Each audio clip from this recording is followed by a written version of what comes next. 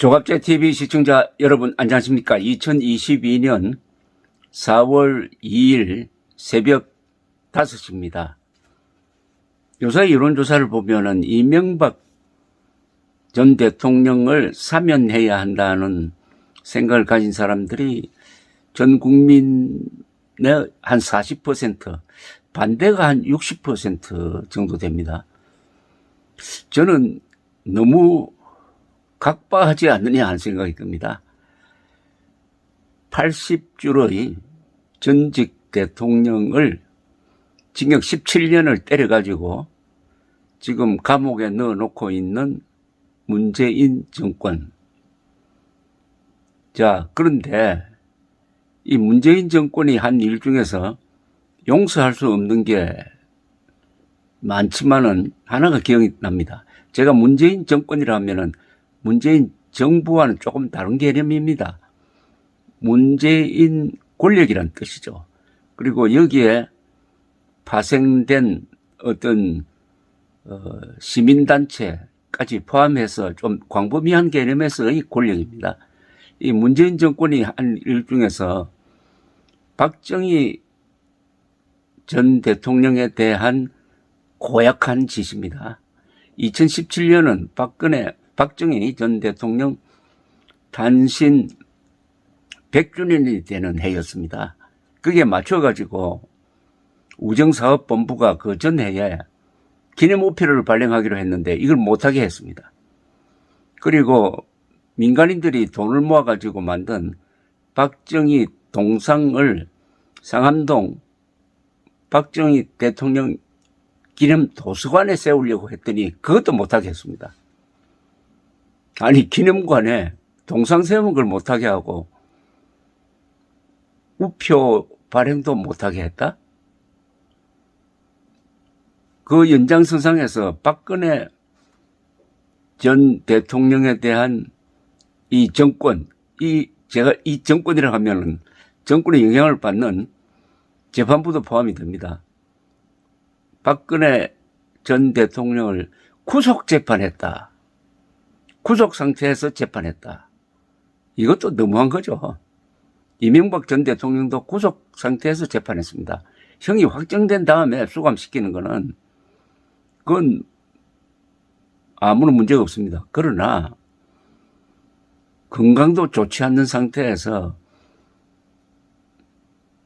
또 유죄도 확정되지 않는 상태에서 이명박, 박근혜 두 사람을 구속 재판했다. 여기에서는 참 비인간성이 느껴지지 않습니까?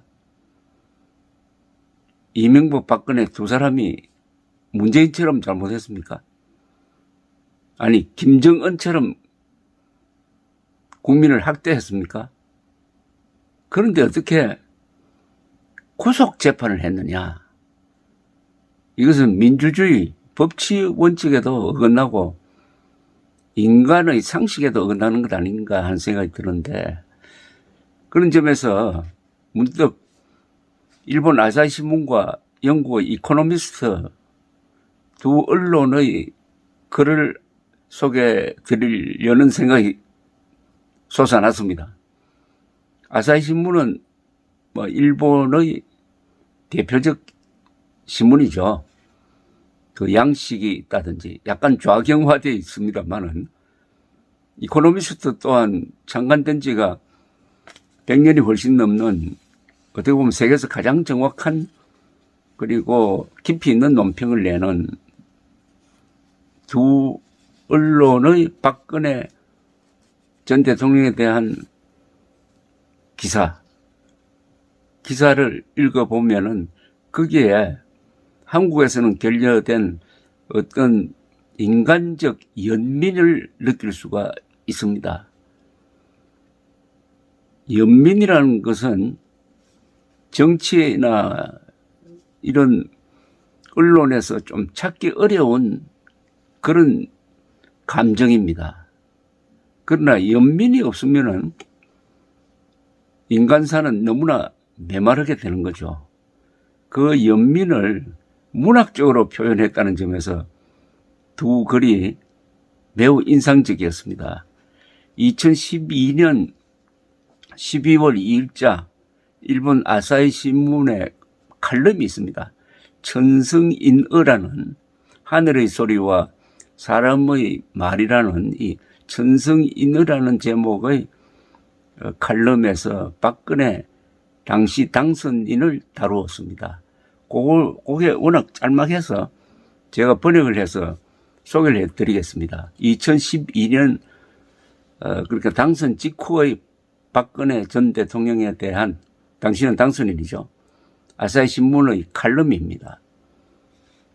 먼저 어머니를 잃었다. 아버지 박정희를 노린 총탄이었다. 유학 중이던 프랑스에서 돌아와 퍼스트 레이디 역을 맡은 때 22살.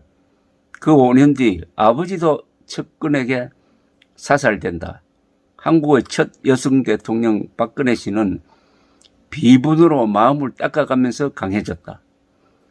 야당 당수이던 6년 전 선거 지원 유세 중 오른쪽 목을 11cm 그였다. 5mm만 더 깊었다면 동맥이 잘려 적사하였을 것이라 한다. 부모를 테러로 잃고 자신도 부상을 당한 지도자는 거칠고 뒤죽박죽인 개발도상국에서도 드문 예이다. 아직 나에게 할 일이 남아있어 목숨을 남겨주었다고 생각하니 더 잃을 것도 더 탐낼 것도 없다는 생각이 절로 솟구쳤다. 자서전. 아버지의 시대는 한강의 기적이라 불리는 경제성장으로 재평가되고 있다. 딸은 선거 중 군정에 핍박받은 민주화 운동 관계자들에게 사과하였다. 한국판 삼정목의 석양, 이거는 불우한 사람들이 많이 나오는 인기 만화입니다.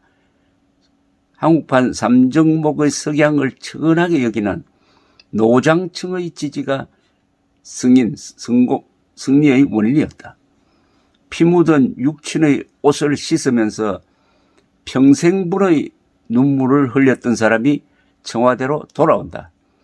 소녀 시절 15년을 보낸 청와대 관저, 슬픔의 그곳. 아버지가 암살되었다는 급보를 전하는 고관에게는 북의 침공이 아닌가라고 물었다고 한다. 나라와 결혼하여 독신으로 살고 있는 그녀는 아무튼 뼛속 깊이 애국자인 모양이다. 아버지의 위광이 있었겠지만 남성 중심 사회에서 뽑힌 여성이다. 경쟁 후보보다는 일본의 우호적이라 하지만 만만한 벗은 아닌 듯하다. 행인지 불행인지 우리 쪽에는 그만큼 울어본 정치가가 없다. 자, 이 박근혜 전 대통령이 탄핵 위기로 몰려가지고 언론과 정치인으로부터 난타를 당하고 있던 2016년 12월 7일자 영국의 주간지 이코노미스트는 무기명 칼럼에서 청와대의 딸이란 제목을 붙였는데 그 내용이 상당히 문학적이었습니다. 박근혜 대통령의 몰락은 심파극과 코미디적 요소가 있을 뿐 아니라 그리스 비극 같기도 하다는 것이었습니다. 이 잡지는 그러나 비극이 되기 위해서는 하나 부족한 게 있다고 했습니다. 그것은 관중의 연민이 부족하다고 했습니다. The pity of the audience. 관중이 비극을 보면서 울고 웃고 해야 되는데 그런 공감이 부족하다. 그래서 그리스 비극은 되지 못한다는 뜻이죠. 이 한국 언론과 정치에 대한 이 모욕적 표현이었습니다. 사람이 비극을 보고도 슬퍼할 줄 모르고 공감할 줄 모른다면은 문학이 성립되지 않는다는 뜻이죠.